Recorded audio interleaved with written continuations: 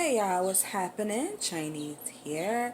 So, I wanted to talk about or share my reaction to the Zora Neale Hurston adaptation of Their Eyes Were Watching God that was released in 2005, I believe, on TV. I believe it was co-produced by Oprah Winfrey, adapted for the screen by the filmmaker Darnell Martin. Darnell Martin also wrote and directed Cadillac Records. She directed some episodes on Law and Order and other episodic shows. I just think she's a wonderful film director. I love the collaboration that she and the actors produce together, and I love the scenery that she chooses to um, share to tell the story. Um, yeah, I just think she's a wonderful filmmaker.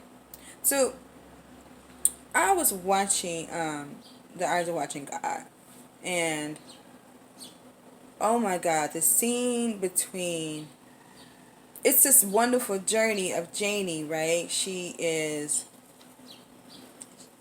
young, 17 years old, in Florida, and what I want to zoom in on is the fact that she's involved with three different men in this journey, in this story. And the first one is like she's 17 and she interacts with a young man, and it's like she comes into her womanhood at 17 and like has this like strong desire to be affectionate with the young man that she's attracted to. And her grandmother is notices it and is like really taken aback by it because she feels like women are the mule of the world, which is one of the lines she says, which is hilarious. But I know she's basically saying that women, you know, have been exploited in this world, and sometimes the men they're involved with can take them for granted, and sometimes can exploit them, right? And so that was because that had been her granny's experience, right? She had came right out of enslavement, uh, so that has been her experience. But Janie was a leader, and she you know, she had her own way of thinking that was kind of, I guess you would say, progressive for that time, where she was like, I want love, I want passion. However, she did agree to arranged marriage by her granny and this dude who was like, could have been her grandfather. And I remember her granny saying, but he's good and decent. And she's like, but he's basically ugly and he's old. But she was like, he's good and decent. And, Janie went on to marry him, arranged marriage. And she had to work in the fields like him because he had his own land and house, and it was her duty to help him farm, to cook, to clean, right? Um, they never showed them making love, and I'm sure she would have been grossed out because, again, he looked like he could have been her father, her grandfather. And then she ends up meeting this other man who is charming, and he has a great sense of style, and he's like 10 years older. Um, and he has a way with words, and she becomes, I was about to say entangled, Lord have mercy. She becomes enthralled by his mystique and his use of language and his confidence. More importantly, his confidence, his swag. That's what she was really impressed by. And that he offered her this sense of adventure. And he was enthralled by her candor, her long, beautiful, wavy hair, and her own facial beauty, and her strength, and her sass. He was attracted to that. And then they end up, she ended up like leaving her husband, her grandfather age husband, because she wanted passion, and she wanted to be involved and married to somebody who she had passion for, where they could explore the world together and just live happy and grow together. And so she chose to to leave her husband, her old husband, for this man who was closer to, who was 10 years older. So he was 27, but he was still vibrant and young enough. And again, it was like 1910, I believe, 1908. So, a 17-year-old maturity level was probably that of a 27-year-old now, because of the responsibilities they had so early on in their life.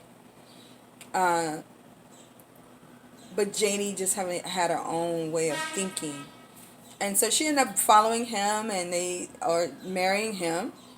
They went to, a more progressive all black town. For those of you who've seen the movie, then you already know what it's about. But those who haven't, I just want to share, like, when she finally got with this dude, this guy who was 27 years older, he wined and dined her, gave her flowers and beautiful clothing and such, and they connected to a town, and he was a leader, and he had money, he had accumulated money, and he along with the other people in the community, built this all black town, right? Kind of like, I guess, a Tulsa, pre-Tulsa, Oklahoma, or it was actually in that time period. And she would express wisdom and insight, and the townspeople would notice it. And at first he embraced it. Like, she would think of something that he didn't think of. She would think outside the box, and people were like, wow, for a woman to think outside the box at that time. Again, generalizing. People were impressed, but townspeople were impressed with her. Her husband went on to buy a lot of land, and they created this beautiful black town, mostly black town, and all black town. And he was appreciating Janie. They made love. It was passionate, and she would encourage him and say he could do anything he wanted to. He should be on a dollar bill. And do you know, she helped build the town, like put in the physical work. All the ladies, everybody helped with the town, building this community. Do you know, once they got really settled and everything had been established and built, and they had this beautiful house, she went in to kiss him, bite his ear, because I guess that's an essential thing she would do. Do you know this dude? This dude pulled away. He did. It was very subtle, but he pulled away. And that moment between those two was so, it was so touching. It was so, like, heartbreaking, because it was foreshadowing him taking her for granted, him not appreciating her presence, her femininity, her essence. He had totally started to take it for granted. Although her wisdom is part of what led to them building the town. She also, again, participated in building, literally building homes or whatever it took, logs, and like her and all the ladies in the town, like everybody was helping literally build it, right? And he began to take her for granted. And there was this one scene that stands out to me most of all. They are having the town has been established. All the homes have been built, and the general store and the whole nine, the post office and the whole nine. And so they have this lighting ceremony to celebrate this all black town, the homes and such. And the mayor, her husband is the mayor of the town, and they're talking. He's making this speech, and then he says to her, and then someone in the audience, one of the townspeople who has a crush on Janie, this guy, he says, why don't we let Miss Janie, make a speech? And the husband interrupts and says, and she was about to speak because she was excited that they wanted to hear what she had to say, because she had already expressed a lot of wisdom and insight. Her husband said, she don't know nothing. I ain't married her for that. She don't know nothing about speech making. Totally dismissed her wisdom and insight, her intelligence. Totally dismissed her ability to communicate and inspire. He just dismissed it. And the look she gave her best friend in the audience, because they were up top, was so heart-wrenching. It just broke my heart, because in that moment it was really lucid that he no longer really respected and honored what she contributed to his life, to that new town. That he just like, I don't want anybody to hear what you have to say. Although what you had to say inspired me to build this town, when it looked like it could amount to nothing. Her words are like, well, it may not look like anything now, but you can build it, you can make it special, you know. It's a raw place, you can make something out of it. So it's her words that like inspired him to say, you know what, we can make something. You're right. But when it was time for her to make a speech after the city had been established, the town had been established, he totally did not want her to express her thoughts. And she looked like she was in such pain and felt so unappreciated and devalued. And that was really sad. That scene is so sad. And then he noticed the other man. Well, men had already been looking at her because she had this physical beauty, and she was kind and down to earth and funny and sassy, and she was a full person.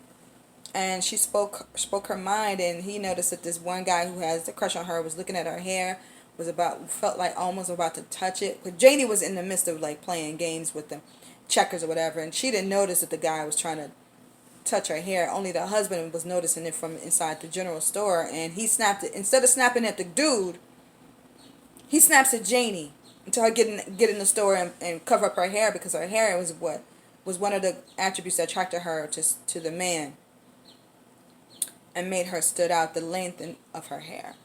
And he again wanted to dim her light. Instead of him being a man and approaching and taking it to the side, listen, don't touch my wife's hair. That is my wife. You don't touch her hair. You can look, but you cannot touch. Don't do that. But instead of addressing the man, he took it out on Janie, right? She didn't even know what was happening. She was just having a good time with fellow citizens. So I was just like,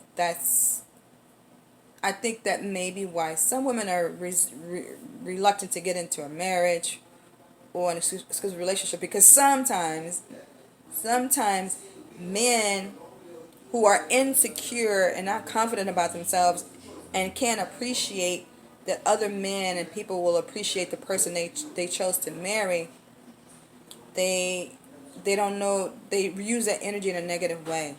So check out Their Eyes Are Watching God. It's so touching. She finally does, as her journey continues, she finally ends up meeting a guy, when her husband passed away, the one who took her for granted because he passed away of some type of illness, maybe a heart attack, because he was so mean and stressed out. Ultimately, she meets a guy, and he's younger. He's like 12 years younger, but he is full of passion and full of love, and he appreciates what Janie has to say. He appreciates her essence, and she finally connected with somebody who she loved and who loved her and who respected her in totality. So check out Their Eyes Are Watching God. It's a great movie, and let me know your thoughts if you feel the same way. Peace.